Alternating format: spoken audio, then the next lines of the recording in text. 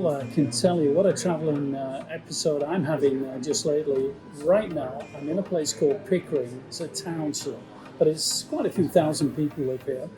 I sort of grew up in and around here playing a lot of football, but I've eventually caught up with a lot of the old timers. Some are retired, some are trying to play football. But I must say, welcome back to On the Ball Report. And again, I got a very special guest from Liverpool, the UK. Now, we all know about Liverpool, the Beatles, so forth and so on. Should mention they do have a football team there, but Ray Williams has been living in Canada, then he goes back to the UK, and he still insists he lives in Liverpool with his Scouse accent. But wait for this one. He's an Everton supporter. Right. Yes, sir. It baffles me with your accent. We all got to say that anybody comes from Liverpool is a joker, or a musician, a joker, or a footballer, or a soccer fan. Now you're a soccer fan with Everton. Yeah. How come? Well, I was born and bred that way. My father was a staunch Everton supporter, big Tranmere Rovers supporter. And my father ended up chairman of Tranmere Rovers. Wow. Freddie Williams.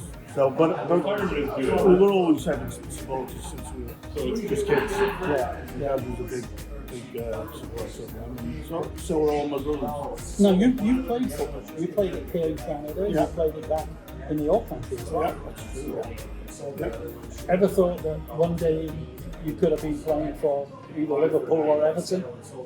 In my dreams.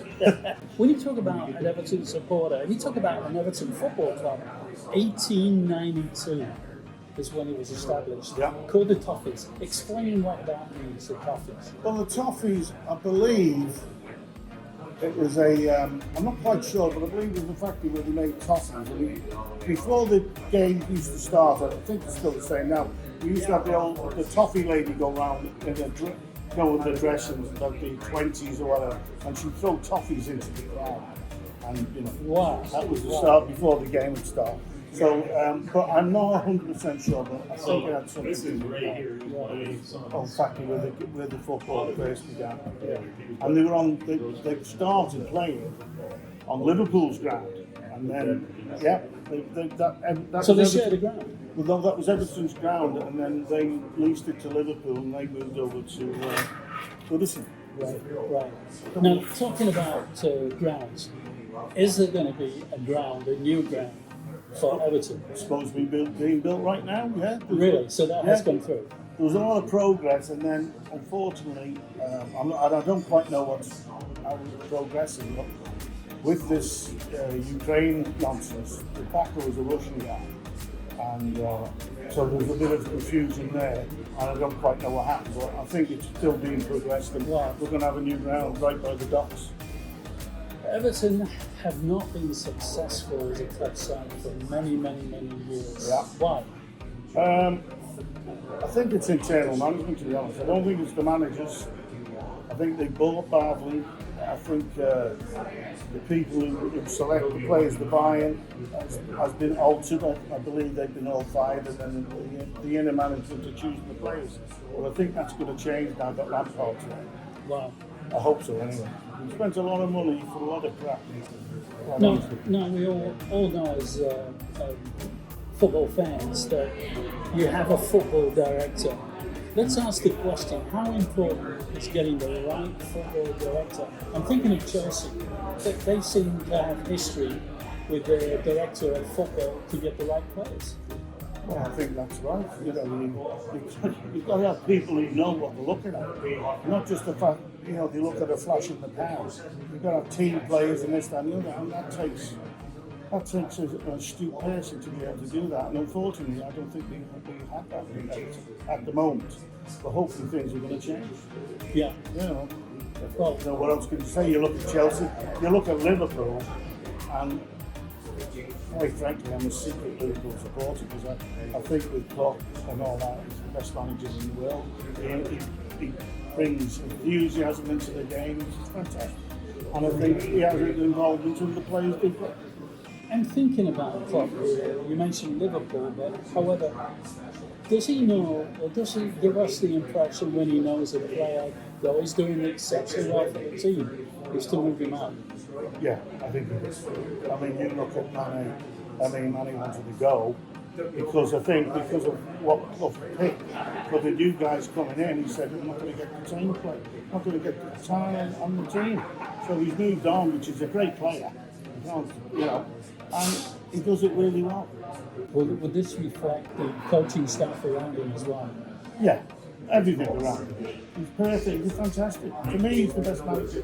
And he has this, not a stigma, but he certainly has this toughness when a good player is not performing how he should do. So we'll pull him off, we'll stop him. Yeah, but he stubs him. But he also acknowledges he knows he's a good player. Today it's not your day. Tomorrow will be. Now looking at the managers that have passed through Everton, I mean it's frightening. It's absolutely frightening. You got Lampard now coming in. Yeah, and I'm hoping Lampard's the man. But can he do it? I think he's got the. He's a young manager. To be fair, in some ways an inexperienced manager, but I think he's got the right attitudes to make it work. I really do. But it's not just the manager, is it? It's the people behind him. We pick the players to buy him and this, that, and the other. Maybe he has an influence in that. Great. To me, Lampard's like a Gerrard. All football. Support his team to the end, and whatever happens. Okay, we're talking about Gerrard here, Aston Villa. Yeah. Can he turn that club around? I mean, there's been a few games he's lost. Yeah, he has, but he's only just got there, and I think if he's got the support of the back team, I think he's got a great chance. Look at him with Celtic. Yeah. Or Rangers. No question. Well, Celtic did try to get him. The Rangers said, no, he's our guy. Yeah. We're looking at Lampard. He's taking over, obviously, Everton there, the Blues. However, Rooney's out. He's out of his club side, Derby County. Derby's on the collapse. Does Wayne Rooney start sniffing around? Does his agent say, hey, we should be having Rooney? You played him as a kid. He went to Manchester United. Now he's available as a manager. I've got great respect for Rooney. I really do. As a manager and as a footballer. But you can't take away from him. I mean, it'd be a major mistake at this moment in time to start thinking like that. Because he's just getting into the team. He saved us from going down. Yes. Whether we like it or not, that's the way it is. And you can't do that. A big mistake. I should have mentioned that Leeds United had the same few prayers said for them, or many prayers said for them, and they avoided relegation. They're still in the EPL. Being a Leeds guy, I mean, I bled for many, many years not having the right management structure in there and the amount of money. Yeah, great time, great team in the past. Lots to do. Now, you guys have just signed Manchester United young kid, Donny van de Beek. I think I've pronounced his name right. Yeah, I'm not sure myself. Is he going to fit into that system? I think what Everton need, and they've got a few of them, but not all of them, workers. If he can work and play his game, that's what we do. We definitely do. This idea of I've lost the ball, I'll just trot back. I think Lampard's taken that out of our team, and he will. I think, give him time. I don't know much about this young kid, but at the same time, if he's a worker and he's willing to work hard, that's what we need. Yeah, and I think he'll be good. Which is a good point you made, because you said we want this type of player that will work. Yeah. That if he does lose the ball, he's back tackling, trying to get that ball. You look at Robson in Liverpool, the fullback. I think he's the best fullback in the world now. Yeah. And they bought him, I don't know if it's 5 million or 15 million, which is not a lot of money these days, but you watch him play. Yeah. He's up and down, he's like a winger, he's brilliant. And that's what we need. We need work. That's what makes Liverpool tick. Folks, we're sat here, we're calling the shots, we're picking the team, we're ready to find the manager. and who else, the owners, whatever. But listen, history in the making, because when the EPL kicks off this season, guess who they're playing? Chelsea, yeah. At home, of course. Yeah. Wow. That's going to be a hard game, obviously. But, you know, it's got the pre-season to work things out, hopefully. And we'll see what happens. Yeah. It's a tough one. It's a tough one. It is. It's a If tough we one. win that, I think we've got, you know, we're going to be looking at something different. You know, let's have another tough question here, because this is rolling just right. England, what's their chances in the World Cup? Well, he's hungry. Listen, my opinion is, and I don't know, people might say I'm wrong in this, but you can't pick a decent England team when you've only got about 10% of players in the Premiership game. You know, we've got great players that aren't given a chance, and we pick our team, and they're good lads, they try the best, and this, that, and the other, but to play with the big boys, I think we've got to start putting more English players in the Premiership. That's the only thing I can say on that. Do you know, it happened to Italy many, many years ago, where all the imports were coming in, especially in the defending and attacking. Italy did have good goalkeepers in those days, but they suffered like hell because the system never developed. And we're seeing part of that. That concerns me is that we've got all these big clubs, all these big names from all over the world. Nothing wrong in that, because the EPL is probably the best team or best league side in the world. But again, you know, the question mark is England.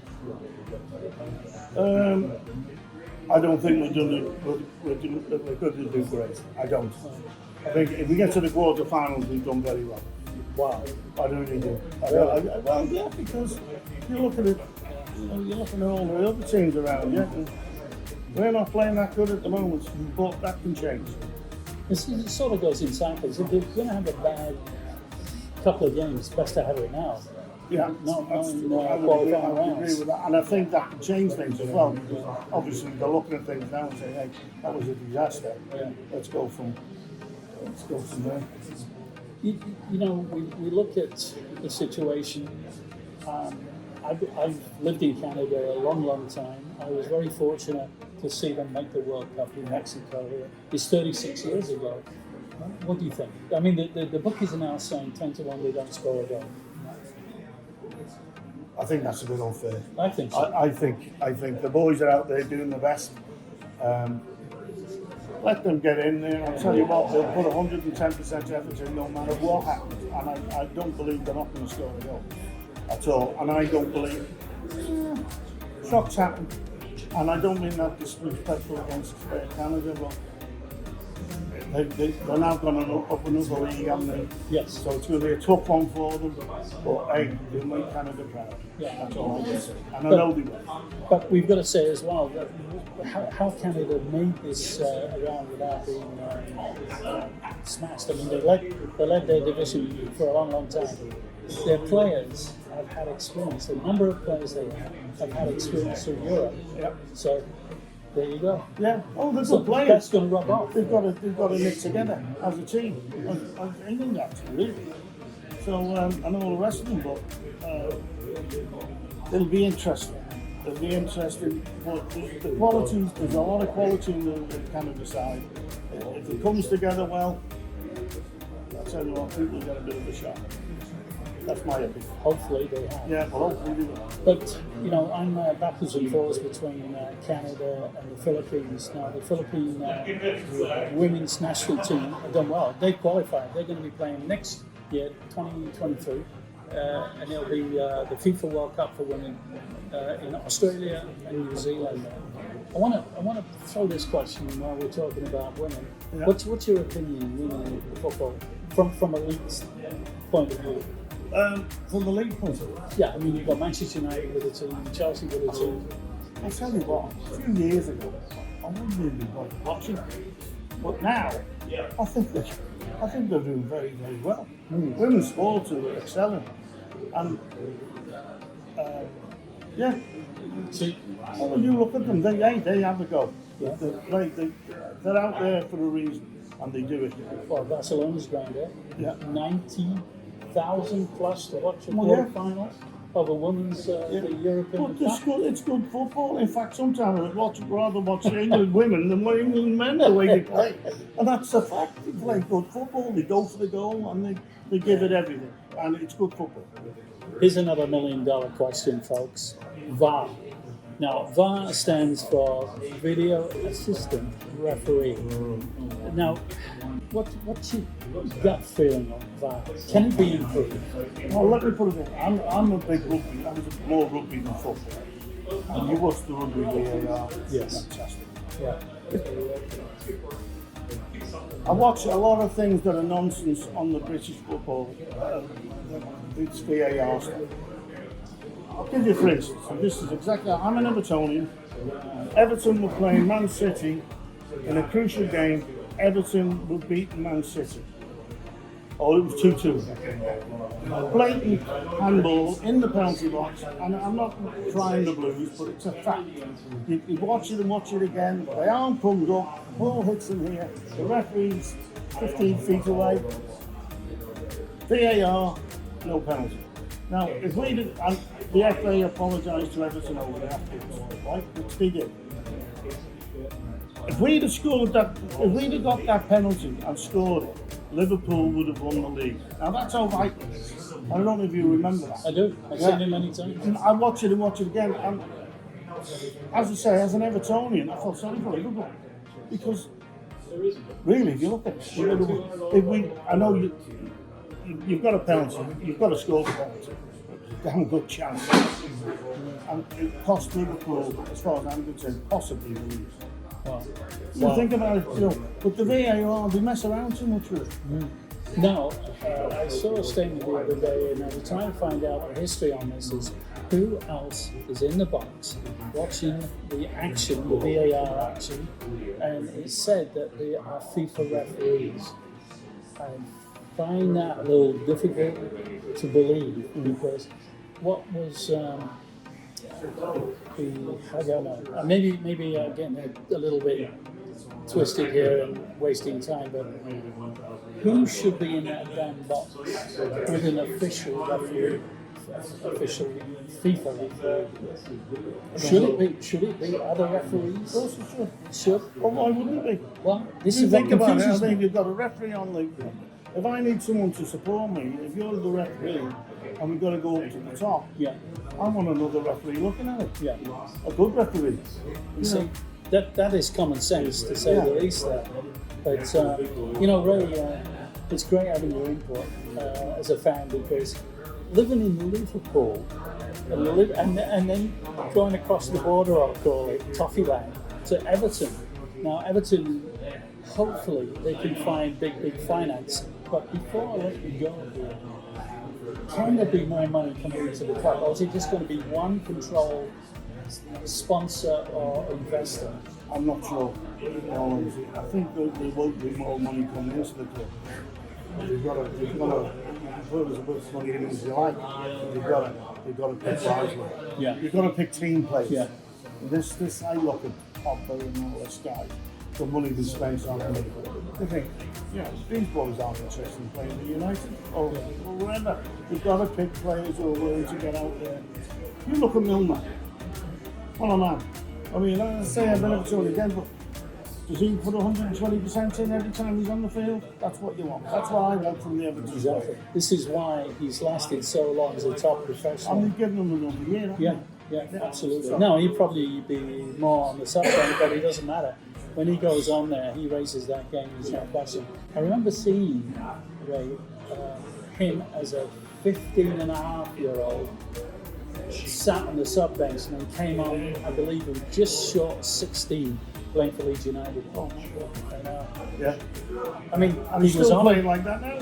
He was on it at Manchester City as a player. He's been on it in more than ways of getting another year contract, as you said, with Liverpool. I was only talking about this today, and I said he's the type of player.